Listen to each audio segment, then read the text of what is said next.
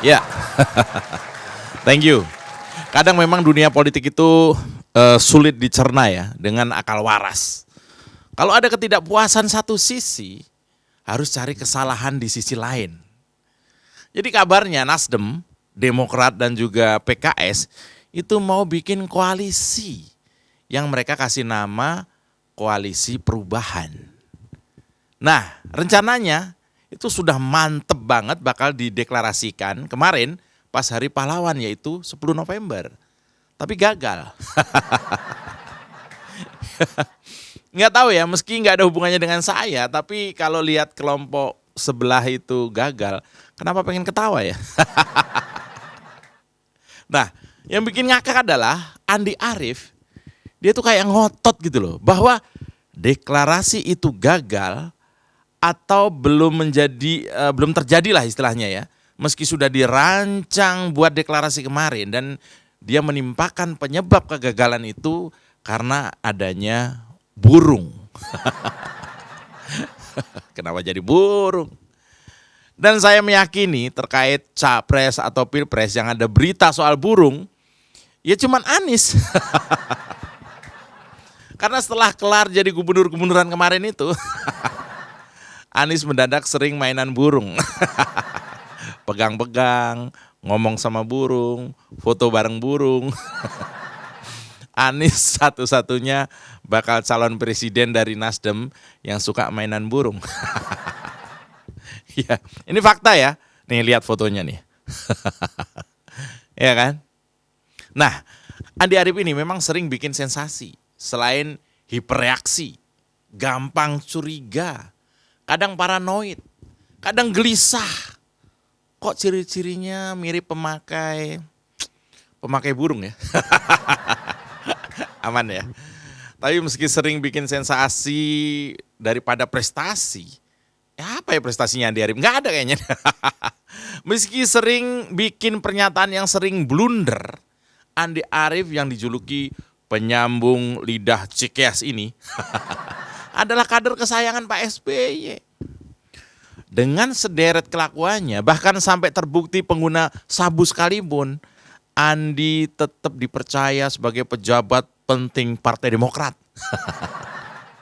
Memang benar, ini tuh seperti nggak terlalu peduli gitu ya. Demokrat tuh seperti nggak terlalu peduli dengan kredibilitas pengurusnya, itu benar itu. Yang penting heboh aja dulu. Maka burung masuk dalam bahasan kegagalan deklarasi tadi. Iya, kenapa jadi nyalain burung? Ya, poros partai politik atau parpol pendukung Anies Baswedan jadi sorotan karena batal deklarasi koalisi perubahan pada Kamis 10 November, pas Hari Pahlawan kemarin. Deklarasi yang diusulkan Nasdem itu belum disepakati PKS dan juga Demokrat, maksudnya itu. Nah, salah satu isu krusial atau penting batalnya deklarasi itu karena belum ada titik temu soal nama cawapres pendamping Anies Baswedan. Nah, dari obrolan dari isu-isu elit Nasdem, PKS dan Demokrat, katanya sih komunikasi dalam penjajakan masih terus terjalin. Ini kayak apa ya? Kayak kita sudah naksir cewek, orang tuanya udah setuju, tapi nggak dijodohin gitu. Apa benar karena maharnya kurang? Nah, dinamika poros pendukung Anies ini jadi perhatian Ketua Badan Pemenangan Pemilu DPP Demokrat, ya Andi Arief tadi. Nah, dia tuh nge-tweet ya, dia menyebutkan soal proses koalisi 3 parpol. Dia bilang gini, hanya burung hantu yang bisa memisahkan koalisi Nasdem, Demokrat, dan PKS. Itu kata si Andi di Twitternya. Ada-ada aja si Andi Arief nih ya, bikin panas aja tubuh koalisinya. Nyambung juga belum, udah mau putus aja nih. Nah, tweet dari Andi Arief itu direspon dengan beragam komentar oleh netizen. Dan gak sedikit juga netizen yang juga justru membuli Andi Arief. Menurut Andi, ada burung hantu yang berupaya memisahkan koalisi perubahan di tengah tidak jadinya deklarasi Nasdem, Demokrat, dan juga PKS. Mirisnya lagi, cuitan Andi Arief itu dibantah oleh sesama partai koalisinya. Tuh kan ngajak berantem kan Andi Arief ini kan. Iya, ada waketum Nasdem namanya Pak Ahmad Ali. Bilang kalau pihaknya tuh nggak ngerasa ada gangguan dari luar. Nah loh, Jadi gimana dong? Bang Ali ini bilang gini, sampai hari ini sih nggak ada gangguan tuh nggak ada. Nggak pernah ada upaya untuk memecah belah koalisi yang sedang dibangun hari ini. Itu kata Bang Ali. Mungkin dia juga kesel ya sama omongannya Andi Arief. Emang Andi Arief ini selalu ngawur aja kalau nge-tweet itu ngawur. Sedikit saya mau mengulas ya beberapa tweetnya Andi Arief yang kontroversial yang keluar dari ya sebut saja mulutnya Andi Arief ini. Pernah dia men-tweet tentang burung hantu sebelumnya ya, sebelum dia nge-tweet soal burung hantu itu, dia juga memposting di akun Twitternya seperti ini. Ini yang bikin saya kesel nih. Dia bilang begini, apa yang bisa dilakukan Pak Jokowi di sisa kekuasaannya? Dia bilang begitu. Membawa Indonesia terbang sudah tidak mungkin, bahkan makin terancam jadi negara gagal. Kata Andi Arief, saya nggak tahu dia nge-tweet itu sambil ngapain. Mungkin sambil dapat barang bagus kayaknya dia. Dia bilang apa tadi? Negara gagal. Gagal dalam hal apa?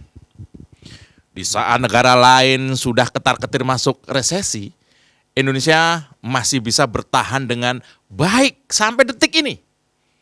Sampai pertengahan November 2022 ini. Ekonomi bergerak. Jalanan nih, itu macet karena perekonomian jalan bahkan ngebut. Usaha tetap ramai. Tiap kali keluar varian mobil baru dan motor terbaru banyak yang langsung serbu. Laris manis.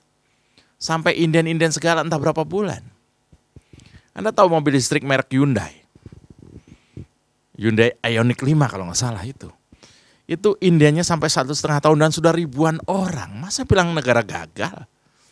Ya itu dari beberapa data yang saya baca, Indonesia ini termasuk negara yang paling kecil kemungkinannya terkena resesi. Bahkan di negara-negara Eropa dan Amerika itu banyak yang sudah sempoyongan negaranya. Jadi apa maksudnya Andi Arief dengan negara gagal? Hidup lu yang gagal bro. Orang ini halu ya. Kalau SBY yang memimpin mungkin jadi negara gagal. Kenapa saya selalu disebut-sebut di kontennya Mas Ju? Mungkin dia bilang gitu ya. Ya coba bayangin kalau Pak SBY yang jadi presiden saat ini. Tiap hari konferensi pers. Selalu raut wajah sedih dengan tagline khas SBY. Saya prihatin. Saya sungguh prihatin. Tiada hari tanpa prihatin dan dijolimi. Ya perlu diketahui ya kehebatan seorang itu tidak diuji di saat berada dalam situasi yang bagus. Saat SBY berkuasa dulu, ya, saat SBY menjabat, situasi politik dan ekonomi global dunia cenderung baik, bahkan sangat baik. Jadi wajar kalau ekonomi saat itu katanya meroket, meski sebenarnya nggak meroket-roket juga kalau dibandingkan dengan pertumbuhan ekonomi negara lain yang jauh lebih gila-gilaan. Sedangkan di era Presiden Jokowi sekarang, khususnya periode kedua ini, situasi sangat sulit akibat pandemi, kita semua tahu. Tapi Pak Jokowi sukses mengatasi permasalahan itu. Coba Andi Arief sekali-kali melek. Meremul sih. Nah belum lama menuju pulih terjadi perang antara Rusia dan Ukraina yang mempengaruhi ekonomi global. Negara-negara maju mulai kelimpungan. Bahkan di tahun depan ada ancaman resesi global katanya. Jadi kondisi ini memang gak mudah bro. Ibarat negara-negara lain itu ingin melesat, tapi ada rem penghalang yang memperlambat laju perkembangan atau pertumbuhan itu. Tapi kita kan semua optimis nih. Dengan pemerintah Pak Jokowi ini kita optimis. Kita sudah pernah melewati masa sulit selama 3 tahun akibat pandemi. Zaman Pak SBY apa? Pak SBY adalah presiden yang paling banyak waktu. Pak SBY adalah presiden yang waktunya sangat luang. Bayangkan. 10 tahun menjabat aja masih sempat bikin 5 album. Sekarang giliran gak menjabat, 1 album aja gak keluar. Ya kalau presidennya masih SBY, maaf aja ya mungkin kita pesimis ya. Presidennya aja tukang prihatin, raja prihatin dunia lah ibaratnya. Pemimpin sedih, rakyat gimana gak ikut pesimis coba. Andi Arief seharusnya ngaca. SBY juga meninggalkan kesan yang jauh lebih buruk. Gak percaya. Coba silakan adain survei besar-besaran. Tanyakan kepada responden, sebutkan 1 kata yang menggambarkan SBY. Saya yakin hampir semua akan menjawab mangkrak. Itu adalah fakta tak terbantahkan. Candi Hambalang adalah salah satu bukti yang megah dan masih tegak berdiri sampai sekarang. Coba lihat meme-memnya SBY pasti ada kata prihatin. Ya, dasar si Andi Arief ini kerjanya bikin kontroversi terus, ngomongnya ngaco dan ngawur terus. Masyarakat sudah pintar bos, nggak bisa dibodohi atau dikelabui lagi, apalagi hanya sekedar oleh omongan atau cuitan orang sekelas Andi Arief. Udahlah, cukup rasanya bahas si Andi Arief ini. Nanti dia numpang tenar. Sekarang saya sedikit menganalisa kegagalan deklarasi koalisi pendukung Anies yang direncanakan pada tanggal 10 November kemarin. Ya kan? Rencana deklarasi kan 10 November.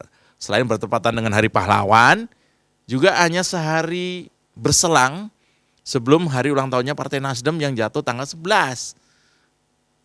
Ini kok bisa gagal total, alias gatot. Sayang semilir sayang, rencana tinggal hanya rencana.